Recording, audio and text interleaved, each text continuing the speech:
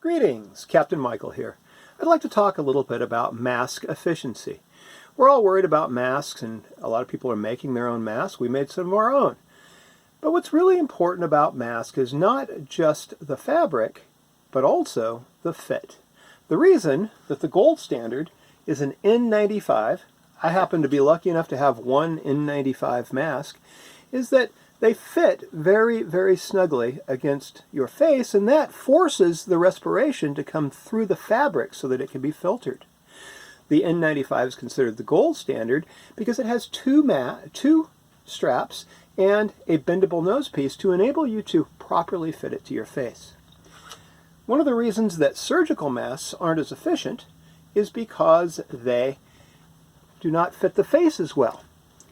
There is a metal frame here and around both ears, but there are gaps within the mask where the air goes in when you respirate and out as well, and does not go through the filtration system. When I made my own masks, and I will post the link to the pattern for these in case you need a pattern. The reason I like these is because they were made by a nurse, and they are indeed designed to go over the N95 as sort of a pre-filter. You can use it either way, by itself or with the N95, but it works for both applications. However, if I put the mask on and tie it, it doesn't fit very snugly against my face. So, in order to increase mask efficiency, an effective tool is a mask frame. Now, mask frames are not very common right now. However, there is one group called the Green Tower Project that are making them out of plastic. They're very, very nice, and you can order them. They have a very good price. They do limit the orders quantity so that there is enough to go around. I have no way to receive mail in my location, and I'm not a big fan of plastic. So I thought perhaps I could make one myself in order to have a better fit, have one right now, and be able to increase the efficiency of my masks. So I would like to show you how to make a mask frame to increase the efficiency of all your masks. First, I'd like to show you how it works. The frame presses the fabric against your face. So if you were to take any fabric, for instance, a bandana, and fold it 4 ways, what you're looking for is the fabric to be about 2 inches larger than the frame. Notice that the frame goes around my nose, along my cheekbones, down the sides of my face and under my chin, and it presses firmly against my skin. This is going to create a nice seal for the fabric against my face. I place the fabric onto the frame and I pre-shape it. I like to keep the top edge a little short so it isn't sticking up under my glasses, but the goal is to have it all within the frame. I then just place it on my face. I have placed the hooks on the right side so that it is easy for me to use my right hand, as I am right-handed, to simply clip the straps around. The straps could be permanently in place, and you could just lift them over your head like with one of the N95 masks, but I find the clips to be extra helpful. Now I just use a mirror, or the camera, to make sure that the fabric is completely contained underneath the metal frame. I reposition it so it's comfortable, and now what we see is that the fabric is pressed against my face, my mouth and nose, so that when I respirate, the air is forced to come through the fabric and be filtered. Just like that. To remove it, all I do is take the clips off, like this, drop this into the laundry, thoroughly wash my hands, and I have now protected myself from airborne droplets, but more importantly, I protected everyone else from airborne droplets that I might be spreading as well. This can go over your homemade mask. It can go over a piece of cloth. A lot of people have been talking about using a roll of shop towels because they have very good filtration. As you can see, they fit the 2-inch model.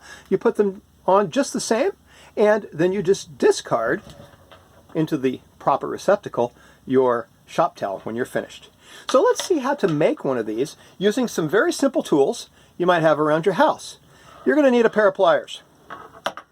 You're going to need a coat hanger. I like the coat hangers with the coating on them because they make them a little less abrasive. You're going to need tape. Oh my goodness, what if you don't have the right kind of tape? Well, you can see right here is gaff tape, right here is duct tape. So there's my duct tape, and there's my gaff tape, and there's my electrical tape, and there's my packing tape. So pretty much any kind of tape you've got is going to work very well for this application. Now this is extremely simple, and it will be custom made to fit just you. Take your coat hanger and put your thumb right in the middle and pull it just like that. You'll notice that what you're making is the nose piece. You want the nose piece to have a little bit of an indent to it, so put your fingers on here like this and just, maybe your thumbs here, and just bend it in a little bit until it starts to look a little bit like a nose. Something about like that. Then you're just going to make sure that it seems to fit you. Put it on your nose. Do you see how it fits nice over the contours? Then I want these side pieces to essentially run right along my cheekbones so that they press the fabric right against my face. So now, just bend them up like this. When you were kids, you all bent some coat hangers up and down. Probably used them for simple household projects. Hopefully you didn't use them to roast marshmallows, because when I did, I burnt my tongue because the metal got so hot. Now you can see that it goes out along my face. What I want to do is just bend it in so that it kind of follows the contours of my face as well. And right out here about the edge of my cheekbones, I now want those to go down. But they're going to be a little bit hard to bend down. So now is where your pliers come into play. Take your regular household pliers and just snip off a bit. A lot of times it's easy just to go like that, and it'll just come right apart. Not that difficult, really. Save this because you might want it to make some hooks as well. Now you can see that our mask is starting to take shape. What we want to do is go ahead and I bend these out a little straight so they don't get in my way. Most of this part's going to get cut off anyway, so we're going to just go ahead and make sure that it still fits. It's starting to look kind of like a dastardly mustache. Then what I want to do is right about where my cheekbone starts to go down, I'm just going to bend them straight down. Just like that. Check your fit on this side, figure out where your cheekbone is. You want to be about equal, so about, maybe just a little short. You can always re-straighten and change where your bend is quite easily. It's a coat hanger. It's pretty easy to work with. Now, I want it to kind of contour to my face. So I'm going to pull it in so it goes right around my face, maybe even a little more. Oh, I like that. Now, when we get over here, I'm going to put on my glasses because I'm blind and I can't really see where I am at the moment. So we're about here. Now, what we're going to do is we want it to go under our chin. So it's just going to bend in and bend in. We're going to find where it bends over to go under the chin. A little bigger is better because you don't want it too tight on there. If you make your mask holder too tight, it will, you won't want to wear it. And what you want is for it to be comfortable. Now what we're going to do is use that to pull those in so that you have a nice tight fit on your face like that. Now, this is where your pliers are also going to come in because you want a little L here at the end. So you're going to take about that much and just bend it up on both of those. And that is going to be where your tape is going to live. So you pull these over like this, get them to where they're kind of together, and then let's just use packing tape on one side. Pull off just a little piece. Doesn't need to be terribly long. My mother doesn't want me to do this. And hold them together on one side and then just thoroughly tape them in place.